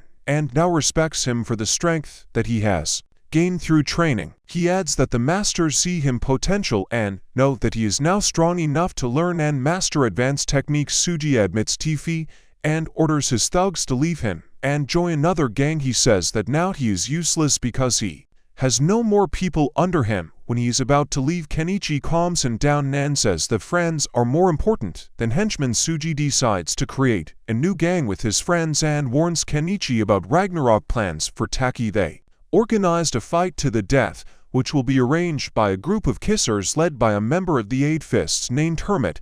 When they return to the dojo, KenIchi tells Asan that he is ready for advanced techniques and they begin training. KenIchi has overcome his fears and is ready for difficult training at school. KenIchi tells Kita that he needs to be careful and not leave the house because Ragnar is going to give him a farewell fight for leaving, but Tikatali is serious about the threat and this worries KenIchi. That meanwhile, the Ministry of Foreign Affairs, as usual, spreads exaggerated rumors that KenIchi defeated Tsuji in the school newspaper. KenIchi sees Takeda handing out newspapers near the boxing club and tries to approach him, but he runs away before KenIchi can catch up with him. Then KenIchi gives Toda his phone number and asks him to call if he has problems, but Takeda says that it would be better if he gave him the number. Furin, after school, KenIchi is ready to begin learning advanced techniques. Sokka begins with a demonstration of karate techniques using he repels KenIchi's attack with one hand and hits him in the chin with the other. Then he explains to KenIchi that this is an effective technique for fighting several opponents at the same time, but in the meantime he comes forward to demonstrate his technique, but begins to cry because he is not sure that KenIchi will survive after the demonstration, and Kasa knows about the danger of this technique. So he takes KenIchi's place to demonstrate the Apache technique. This is a circular blow. With this technique he is almost guaranteed to deliver an elbow strike to the opponent's head. But Asa themselves know this and he blocks punch before he reaches the target, and Kasa comes forward and demonstrates his technique, which is a combination of punches that he throws at KenIchi and he falls to the ground in pain. KenIchi also comes forward to demonstrate his technique, but KenIchi asks him to give him a break, so he decides that the first 3 techniques will be enough for the first day of learning advanced techniques and that they will teach KenIchi their techniques another time. KenIchi is on his knees wondering if he has enough talent to master the techniques that his teacher demonstrated, as if having read his thoughts. Exa tells him that talent is not needed and that he just needs to study a little. At this moment Furin enters and tells Exa that Tokita came to see the doctor and Kasa is heading to leaving the clinic in the care of KenIchi and Poka and Sokka in the clinic, and Kasamiya looks at him and sees that he is almost recovered, but notices that something is bothering him and asks about it, but she says that he thinks that in martial arts people are constantly injured and then treated to get injured again. This is a little funny and ironic, and Kasai says that people are born only to die and that it would be easier not to be born at all. Before he thought so, but now he understands what is important, what you do while you are alive. And Kasa takes him to the dojo where KenIchi is beaten while he is learning the Sokka technique. He says that KenIchi trains hard to learn this technique and protect him, and Kasa also says that he realized that KenIchi shows real courage when he fights to protect those who are dear to him. Finally, KenIchi uses the Sokka technique, but Sokka blocks his counterattack and praises his technique Apache. It's more brutal, and after several rounds KenIchi falls into a strange state. Saki pours water on him, but this brings him to his senses only for a while, until the master Sokka uses his knee to put pressure on his back. At this moment Tata is about to leave and Furin informs KenIchi about this, who catches up with him and begins to scold him for not listening to him and leaving alone. And Kasai tells him that such a bone needed to be set. KenIchi asks if he saved his number, but he didn't save it. So KenIchi himself writes down his number in the phone and asks him call if there are problems. After this, Hiki says goodbye to him and leaves. On the way home, Ragnar is attacked, but he does not call KenIchi, as promised. Among the attackers were Kisaragi, who were his friends when he was in Ragnarok. Tata begins to attack his former comrades, revealing his intention to leave Ragnarok and help Toddy. The bandits attack both of them in the midst of a fight. One of the members of Ragnarok falls and touches the phone Tata, and he dials KenIchi's number, and by he picks up the phone, but doesn't hear anything. So KenIchi picks up the phone to answer the call, but he hears only unintelligible words and sounds of struggle, as if people are fighting. Kensei takes the phone from KenIchi and can make out a few words. Then Akai asks KenIchi to trace the call on the phone, but he says that his phone cannot do this. Kensei asks them to shut up and listens carefully. He hears the sound of a train passing over the tracks where the fight is taking place. He then asks Farron to give him a map and a list of students to trace the route that Tokita usually took to return home, and where this route could intersect with the railway tracks. KenIchi and Furinzi can go and help him, Yukito and Takitos, because she knows how strong she, Zankita, is not going to retreat. KenIchi and Furin head to where Tokita is fighting with the Kaiser team, but cannot find the exact place. Furin climbs onto a high pillar to better to Cien notices them. Then she tells KenIchi about it, and they continue to go. Tokita and Yukito defeat all the members of Kira's team, and now they are going to fight the main boss Kira. She tells them to attack her together, but Yukito goes first, grabs her by the shirt, and throws her into the wall. She pushes off the wall, jump stack, and sends Kita flying with a kick. Takeda attacks her with several punches, but misses. Then she stops his fist with the sole of her foot boot and counterattacks with a roundhouse kick, which he quickly dodges, but he doesn't see her second attack, another kick to the center of his head. He falls to his knees in pain, but remembers how determined and tirelessly KenIchi trained. This makes him stand up despite the pain to continue the fight with Kisara. He punches her but misses because she jumps right in front of his fist and kicks him so hard that he flies towards the Fence Kaga team member Kira, whom Yukito threw aside at the beginning of the fight. Returns and sees that Kira defeated Tatu and Kita. He asks if they can now do what they want, and she doesn't mind. Then he and the rest of the team begin to beat Tatu and Kita, who are already beaten, in revenge for what they did to them at the beginning of the fight. As revenge for the fact that Kita pushed him away, Kaga wants to break his arm and climbs onto the sidewalk to jump off and hit Kita's arm. But before he manages to, KenIchi hits him from behind and goes on stage. KenIchi looks back and sees on the ground that he is badly beaten, and this makes him angry, so he starts beating up the members of the team. Kisarazu Kira notices two outstanding features of Farron. Jian is angry because she calls her a cow, but this hurts her feelings. Kira tells her that he will kill her. She will not get out of the way. Then she kicks her, but she dodges by jumping, and Kira tries to hit. She is in the air, but Farron sends her flying with a retaliatory strike to the dojo, all for masters. KenIchi discussing, and Sure is worried because she didn't see him. Sokka is also worried, but tells Shigeru that KenIchi went to help his friend and that she shouldn't worry because he won't lose, because with him Furin at the battle site. KenIchi beats up the members of the Kiza team,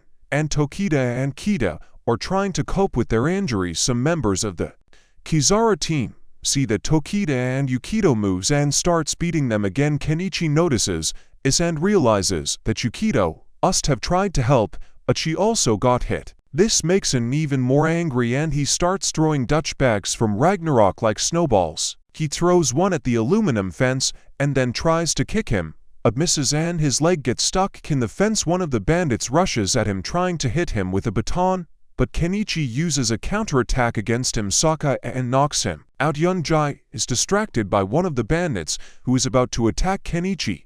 Akizara kicks him right in the head, but at the last moment he dodges and says that it is time to end the fight, but this Anjay Kizara, because she speaks so confidently and mispronounces her name, she hits Furin, and at the moment of the blow it seems that she disappears and Kisara raises her head thinking that she jumped, does not see her because she is under her. Furin G hits her on the leg and she falls, and at the moment when her head was supposed to hit the ground, she puts her foot under the kisser's head to soften the blow. Otherwise, she would have died. While KenIchi is trying to get out from behind the fence, one of the Kisser gang members with a knife rushes at him trying to hit him, but gets a baseball bat on the head from Yume, who, like all superheroes, appeared at the last moment to save the situation. But Jim is not alone with him, his team, and this forces the Kisser gang members to retreat. This is part of the plan. Jim to take all the fruits of victory without hurting any of his people, and no one except him knows about it. Neither Jim told KenIchi that he has a team and claims that they are both his people and KenIchi's people, and they are called the Shinpaku Alliance. KenIchi goes to check the tattoo and scolds him for not calling as he promised, and he apologizes and says that he didn't call because he didn't want to involve him in this. KenIchi understands that it's like that time when Tokita lost his left arm trying to protect him, and blames himself. Atata says that he and Yukito won the fight and won, and this makes KenIchi happy at school. KenIchi forces Jin to explain what the Shinpaku Alliance is, but he continues to pretend and avoids answering. After KenIchi's persistent questions, he says that this is part of his plan to achieve his lifelong dream of ruling the world. He says that he will need KenIchi's help if he wants to carry out his plan because he is going to combine his strength with his intellect. KenIchi begins to beat him furiously to bring him. She comes to her senses, but hits too hard, and Nadima loses consciousness. At the moment several Shinpaku members enter the door and KenIchi hides. When they enter, he quietly leaves Uzumi. KenIchi's classmate runs up to him and calls him as if she is in trouble. She says that she saw a guy in a carrot suit near the gardening club. She thinks that the hooligans who know her have returned and ask him for help. KenIchi runs to the gardening club and finds out that the guy in the carrot suit is a whale who came there with Tata. It came to thank him for help last night. Yukito also joined the Dune School Club and helps its current members under pressure. He confesses to KenIchi that he is indebted to him and will always help him whenever he can. In Sarah's key hideout, she takes out her anger and disappointment on the members of her team.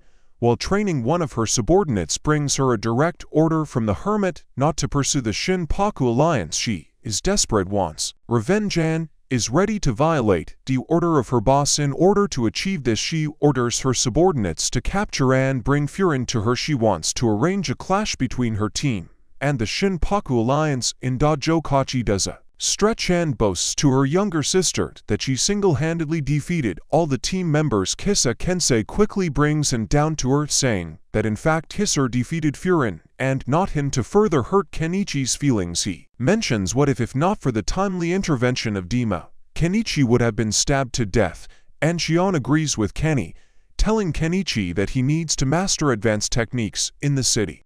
Nedzma and members of the Shinpaku Alliance are paraded, but some person gets in their way. Nobody except Nedzi and Mei knows what it is.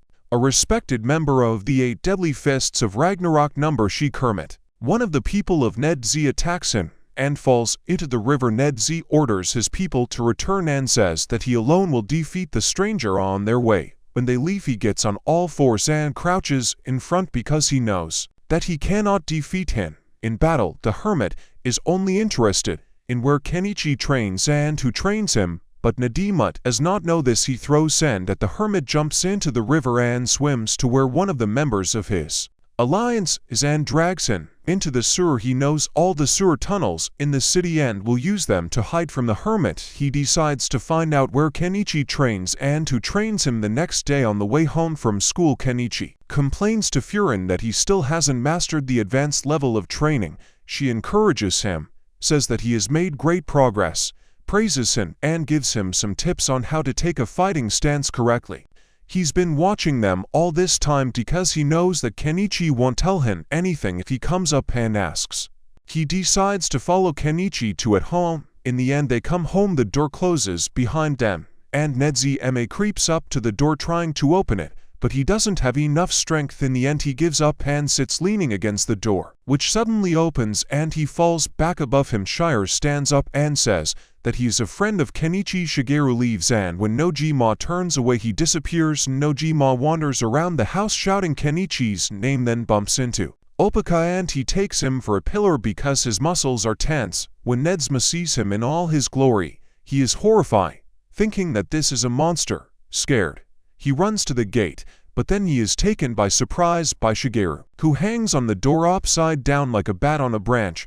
Nedzma runs into the room where Sokka is training and also scares him. He runs out into another room where he is waiting with his face and is also scared. He runs out to lean against the wall, raises his head and sees his father Furin, who towers over him like a giant. He can't stand it and starts screaming at the top of his lungs, and KenIchi hears him and comes to the rescue. KenIchi asks his teachers to leave G alone so he can think about everything, and they leave. Nig is surprised at how obedient Kenshiro-san thinks that under his command, these people are real monsters. He begins to imagine how, with the help of these monsters, he will conquer not only Japan, but the whole world. Kenshiro grabs him by the shirt and starts hitting him like yesterday. He goes too far and his cheeks swell. The next day at school, Izumi finally gets the courage to invite Kenshiro to her home, but on the way she runs into him and gets into an awkward situation. In the end, she asks him to go with her, but he refuses, saying that he promised to go shopping with Furin. Izumi is disappointed that Furin beat her to it again. Kojima sees Kenshiro Izumi. He suspects that there is a love triangle between Furin, Kenshiro, and Izumi. He begins to figure out how to quarrel between Kenshiro and Furin so that Furin gets to him, and Izumi joins his company. For this he comes up with a scenario in which Kenshiro and Izumi fall in love with each other, leaving Furin G alone, and not G can take advantage of this. When Izumi passes by, Noji calls her and asks if she is in love with Kenshiro. At first, she denies it, but Nadima finally persuades her and agrees. He promises to take her to Kenshiro's dojo and tells her to look as attractive as possible along the way. Izumi seems that she made a deal with the devil, but she still hopes that Nedzma can become a cupid who will help her win Kenshiro. However, when Izumi comes to meet with Nijima, she is unfortunately dressed like a nun, and Nij is disappointed that she does not look seductive. When he vets Izumi in the dolls, they see Kenny breaking a chain on his ankle that prevents him from escaping. Izumi tries to save him, but Shigeli eats her with his strong fists and understands that Furin G is not the only woman in KenIchi's like Shigel, and Izumi tries to save him again, but aka himself stops her and she remembers that she once saved her. She tries to save KenIchi again. Kenshi takes a photo of her and she blushes with embarrassment. Suddenly Oppo appears and asks, "What kind of place this is and why here?" KenIchi starts training with Apache and soon loses consciousness. Fun makes him feel like pouring a bucket of cold water on him. Izumi gets upset. She asks her why do treats KenIchi so cruelly. Sasaki makes the situation worse by saying that next time KenIchi will be woken up by pouring a kettle of boiling water on him to defuse the situation. Akam suggests taking a break and invites everyone at the table. KenIchi asks Nedzma what evil plans he has, and this leads to a heated argument between them. On the other side of the table, Furin calmly explains to Izumi why KenIchi lives with them under the supervision of Shigi, who hangs upside down and scares Izumi. She also explains that KenIchi is studying Kung Fu, Muay Thai, Karate, and Judo as a student. Izumi admits that she thought they were the same thing, but Furin calms her down by saying that it is normal when girls don't know the difference. Their world, a peaceful conversation, quickly turns into a heated argument in which Izumi accuses Furin of bad manners and Furin tries to defend himself. The argument becomes very tense and they turn to KenIchi, trying to force him to choose a side. Under enormous pressure, KenIchi does what he does best, tries to run away by opening the door. He discovers that the dojo master is eavesdropping, but they immediately separate. Furin loses his patience and tries to take control of the situation, so he asks KenIchi to go back to training and also tries to send Izumi out by asking what she is doing here, if she doesn't like martial arts. But to her disappointment, Izumi says that she is actually interested in martial arts and promises to come to the dojo every day to watch the training. Furin tells her that it's not worth the waste time because she won't last even 2 seconds. Izumi takes this as a challenge and decides to sign up for a trial lesson. KenIchi tells Izumi that it's useless because the dojo is set up differently. Furin, on the other hand, sees an opportunity to play pranks and a little supports this idea. All this time, not Dismo, with a devilish smile, watches how his insidious plans are successfully carried out. Nidzma imagines how KenIchi intervenes in Izumi's fight with Furin in order to save her and this Ange Furin, which gives KenIchi a chance to ingratiate himself with him. In order to start training, Izumi must choose one of the martial arts styles, but she knows nothing about them, so Furin explains to her that this will not help much. Gira asks him if he wants to become his student, but he refuses. He has his plans, but this does not stop Shigi, and she asks why a high school student does not know how to handle sharp objects, such as a sickle. KenIchi brings the elder to save the situation, and when he appears he says Izumi that it is difficult to get into their dojo, and therefore he wants to give her a test. For this, Izumi must do 10 push-ups on one thumb. Izumi says that this is impossible, but then sees Furinji easily do it. When she admits that she cannot, the elder gives her the opportunity to do regular push-ups on both hands. First, Furinji protests that this is unfair, but the grandfather does not pay attention to him. Izumi tries to do a push-up but can barely lift his body. To everyone's surprise, they whisper that she is probably too stupid for not being able to do such a simple exercise. In the end, she breaks down and cries, and KenIchi is about to intervene, but the elder stops him. Meanwhile, he accidentally falls into a trap in the dojo. Izumi watches as KenIchi continues to train with Sasaki, and Furin comes up to her and offers her tea. Furinji apologizes for his incontinence, and Izumi apologizes for also losing his temper. Sheik explains that in her opinion KenIchi is more suitable for less aggressive activities such as gardening, and Furinji supports her by saying that other people usually think KenIchi is mediocre in martial arts. Furinji continues, saying that KenIchi only started doing martial arts because he was tired and started running away from bullies, to confirm that he even after being beaten half to death, he immediately gets up when Sakai tells him to run in the forest to gym. He ends up at a hot spring and wonders if there is something like that in the dojo. He is even more surprised when Shiguru, almost naked, comes out of the water and runs to gym again, saving his life. At the end of the day, Izumi apologizes to the masters for interrupting their training with KenIchi, but the elder tells her that it does not matter because he believes that she extracted valuable lesson from this meeting. He also tells her that she can come anytime, but she will have to pass the test. When Izumi leaves, KenIchi sighs in relief, glad that everything ended well, and wonders if he really didn't want Izumi to stay. Furinji makes fun of him by saying that today he was more energetic. The teachers realize that KenIchi didn't actually pass the push-up test, and they all wonder if he can pass it, although they have no doubt that it's not for him will be difficult. On the way home, Mizuma scolds herself for the failed plan, furiously writing a new one in her notebook. Zumi, on the other hand, is grateful for her experience in Dad because she has learned not to run away but to stand up for herself.